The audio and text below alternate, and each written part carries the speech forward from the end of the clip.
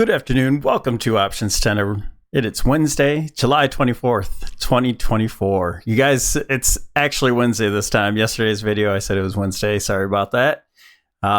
We are going to go through SPY on multiple time frames and then go around the horn with QQQ, IWM, and the VIX. So we're going to get a little bit granular on the lower time frames because we have a lot going on, and I want to work you through this last leg. It could be done right now, but there is a chance that we have just a couple more days to grind to the downside, and I want to show you what that might look like. So if you're new here, go down to that bottom right-hand corner, hit that Options Tenor logo, and subscribe.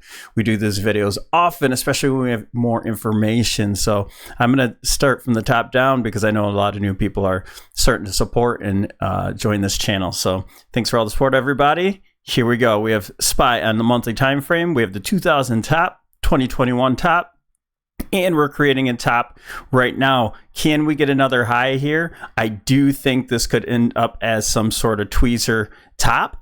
I'm looking for one more higher for SPY, but I'm looking for a lower high in the Qs, and we talk about this in the last few videos, not yesterday, but before, and I'll show you what it kind of will look like on the weekly time frame, but I'm not going to go through it in detail. So just catch up on some old. I'll post the videos at the end and up top.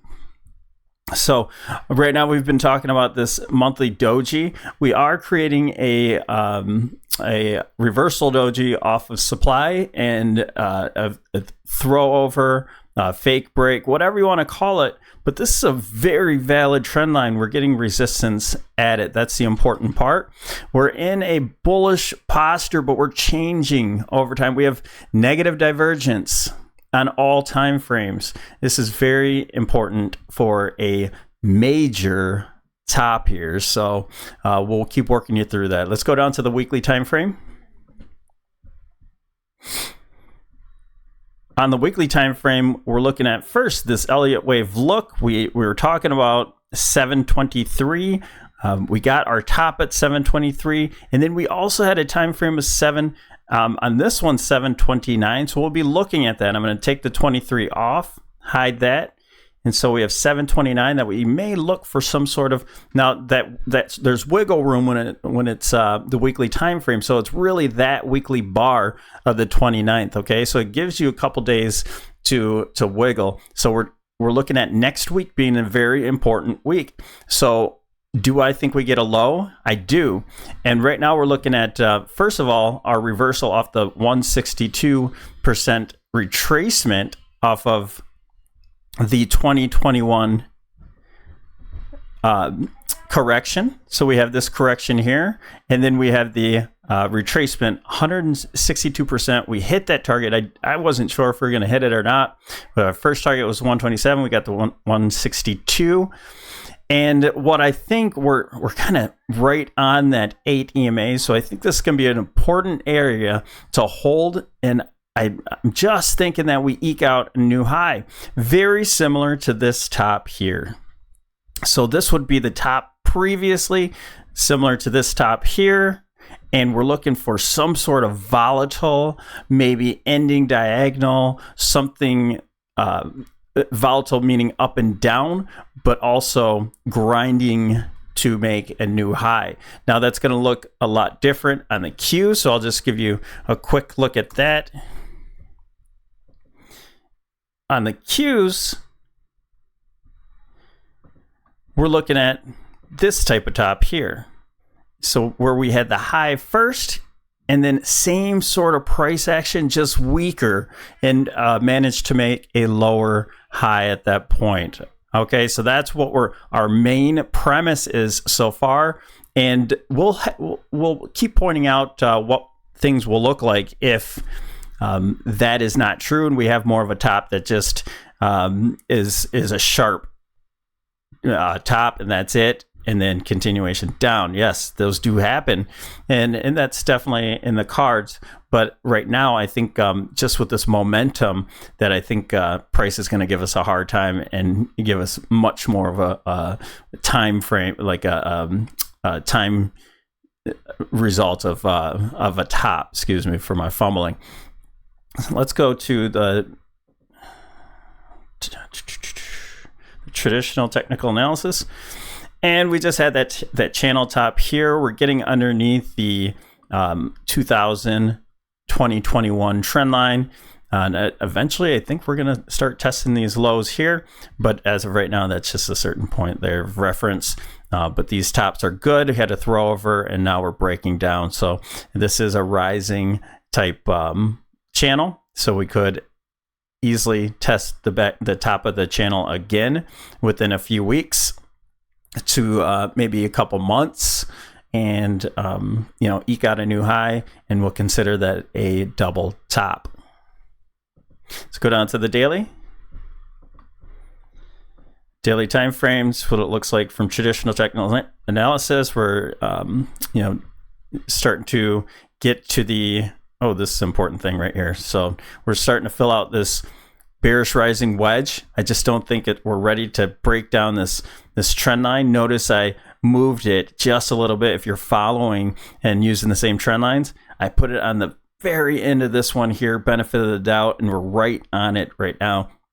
So if we hold this low throughout at least the week or daily, you can poke through here. You can get a stick save. Maybe I'll show you the different things on the lower time frames, but then I think we start to travel up to one more possible high. So it doesn't have to. This is just my look at it. I think we have a 3-wave move down, and then we'll see how this unfolds. So let's check out some more time references. We saw that we have 729 the week of on the weekly time frame. So on the daily time frame, we had a couple. So 724 is today. I think this marks a low, a good low, and it doesn't mean the low. And I'll show you why. So let me go ahead and hide these. So today's got a good reference to it. And then 725 is also another possibility. Yes, 725 and 726. Now, clearly this is Friday, so going into the weekend, perhaps, we eke out a couple new lows. And that's kind of what I'm looking for. And then the next point of reference, which could be the low, and it would be this 730. I have a feeling going into FOMC that we're going to get a low into it. So either that could be with the Qs, and maybe SPY has a relative strength and holds that trend line and makes a higher low at that point. So that's all a possibility there. But I do think we're looking for a bounce today. We just have to be careful that those bounces that we're not holding into, they could be sold. So let's go to the 65. First traditional. And we drew this channel. This geometric channel works really well at the tops here. We're right on that channel. But now what I just want to show you that this channel could be violated underneath and still fake break into it if we decide to go lower. So what the important, I highlighted in the white here, it's a wedge, a bullish falling wedge. This is the more dominant situation in this lower time frame now, and we hit that target. I'll work out another target later. Don't look at that. I'll work out another target into the future here, looking for this possibly being a wave 4 into wave 5. So super important on this time frame. You see this gap down low. We also have the options expected move. That's 540. I told you yesterday that we missed this options expected move. We're highly probable that we're going to touch one end or the other. And I still think this options expected move will be touched to the downside. And I need to be careful of that. But if we break out from this wedge, then I think the down move is already over. So we're in this point where we had a great play here. We're reducing our exposure. I think we get a bounce. And what this might look like is a possible, I told you, this looks like a 3-wave move so far. Okay, so that creates a problem there. That can't be the end of this move here. We have our initial A, B, And now we're looking for some sort of 5-wave move. So I think it could look two different ways. We could get this move, and I think this is more probable. We get a bounce, maybe even back test this area here. This is a nice range here, so we can kind of look at this as a range play at this point. You have the bottom of the range, you have the top of the range, and perhaps we get a bounce into that top of the range. And this is an ending diagonal. So this is a 3-wave move. We get a 3-wave move up. It gets sold into for a 3-wave shorter move, 3-wave move up, and one last move that kind of fills out this wedge here. I think that's the most probable situation. Again, this could be done if this ends up breaking out from the wedge. And then the little bit less likely would be that this is a 1, 2, 3, and then we get just the tiny 4, and this kind of grinds right down the bottom of this wedge for a couple more days into turnaround Tuesday and Wednesdays, which we're looking at being the FOMC on Wednesday. So that's why our bottom seems to be in that situation there. Okay, so those are the two scenarios. I still think we're going to go lower, but I think we get a little bit of a bounce first. And if not, then you just see this grind, and you have to adjust your trades accordingly. So I'll start to, and I've done that. I've actually started already putting in longer term calls, looking for those calls, and shorter term puts into this, because I think this move is time wise a few more days, but the grind, possible grind, or each step will be sold into. Now, those could be very similar in the Qs. Maybe the Qs start to expand down a little bit more, a little bit faster. So that's a possibility. But before we get there, let's go ahead and look at the Elliott wave Fibonacci situation. So our play is starting to play out here. So if you project this being an A, B, C, then this 100% extension is measured down to the 540 area. And that coincides exactly with the 382. So if we get down here, that's a very valid wave 4. I think this is the most probable situation. And we have that going into 731 in that time frame here, which clearly is in that same weekly time frame, and also 730 in the daily. So that's a perfect situation if that happens, but it's all about how that might happen. And you notice we're on 724 here, so maybe this low is just in altogether. So we have to watch both those situations. So I want to hide these because we're already done there.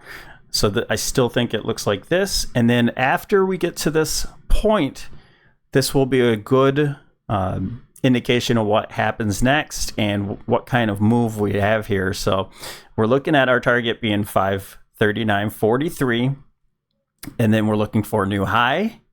And like I said, this could be a very volatile, maybe ending diagonal or something like that, because the pressure, the price will go up, but you'll have a lot of pressure to the downside. So things will be very choppy moving up. They could be big moves. And then if the bounce fails again, then we're looking towards a little bit lower there, and that would reflect on that same kind of wedge there as well. Perhaps we draw it as a channel, but the lows should coincide with some sort of wedge or channel there. All right, so let's take a look on the Qs, see if we can work this out visually. Because the Qs are making a perfect, now you see this geometric line here, we broke down from it. So I don't want you to pay attention to all this traditional on the larger level. We did break some levels here, but I really want to pay attention a little bit more to the channel in the near term. It's looking to be effective. You have lows here, highs here, and as long as we're in this channel, the risk is to the downside. So we're looking to get a little bit of a bounce. Perhaps we back test this breakdown of the neckline here, the head and shoulders that we're talking about. So the neckline is around 4 474 or so, and maybe we back test up there. And while the SPY, since I'm projecting it to be a little bit stronger, perhaps that's more like a ending diagonal, showing strength to the upside, and maybe this is a more of a 5-wave move down, but a regular type 5-wave move, and without overlapping. So both could have ending diagonals with 5-wave moves, because this looks like a 3-wave move as well. So either one can happen, but we're still looking for a little bit further move to the downside. Now, we did start to add in our calls here. We had the options expected move. We have the bottom of the channel.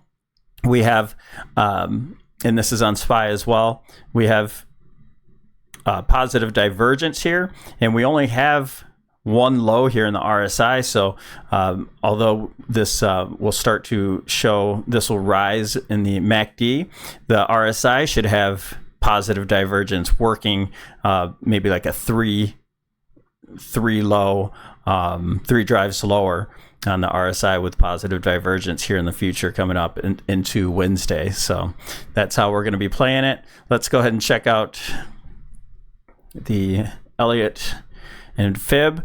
So this possibly could get up to a 50% retracement here. That'd be 475. That would be testing back to that head and shoulders neckline. Now, it doesn't have to get up there. It could go to a 382, very shallow. Like I said, this could be just a grind to the downside, riding the bottom. I've seen that happen, riding the bottom of the channel for quite some time. So we have to be careful how much exposure to the long side. If you are starting to go long now, you have to give yourself plenty of time for a bottom and well engulf next week. You know, go out to the 16th or even further, because this move, in my opinion, is going to be a lower high, and tech is going to be weaker here. So we're looking at a 1, 2, 3, 4, 5-wave move to the downside. And unlike SPY, where it has a 3-wave move, and we're looking for this being the 1. And I don't think we're going to quite hit all these lows here. So it really have to be a big move to the downside if this were to play out, and this would be a definitely 1, 2, 3, 4, 5-wave move down, and would break the bottom of the channel on the Qs, while SPY has a relative strength. And that would mean that IWM and DIA have to really do some heavy lifting. So keep those on your screen at all times, and you have to recognize that while you're setting your new trades. But in the meantime, I do think we get a little bit lower. Our targets maybe into here, or maybe even to 560. Not that far down. I think that will be more of a wave 1. And get down to here going into next week. And then from there, I think we form some sort of bottom. And it's going to probably look like an inverse head and shoulders and such, and then head for a lower high, a 50, 60, even higher. Remember, if you look back at the weekly time frame when we were looking for those tops, that was almost an 80% pullback, so a retracement, but it was still lower high. So that would effectively close in the gap here, and then continue lower. So expect some strength, but a lower high in the Qs and a higher high in SPY. And going into the VIX, I think the VIX might start to retreat at this point. It's getting negative divergence here in the oscillators. So it still could do the same thing as SPY and QQQ, where it pulls back, ekes out a new high, and forms an ending diagonal up here. So if it does continue to move higher, it didn't get as big a spike as I thought it would be. So there's a downtrend. Let's go on the daily, check this out. There's a downtrend line coming up here that it hasn't quite touched yet. It doesn't have to, but maybe we get a wick off of here just a little bit higher going into Wednesday. All right, so the VIX could stay elevated because of price grinding to the downside, and also because of the uncertainty of FOMC coming out. So that's what I wanted to show you. That's our run around for today. Again, a little bit shorter video. Hope this helps. Let me know your feedback. We've had wonderful comments lately with some very constructive looks at the market and everything. So I love that. I'll comment back. We'll talk to you soon. Have a wonderful day. Talk to you tomorrow.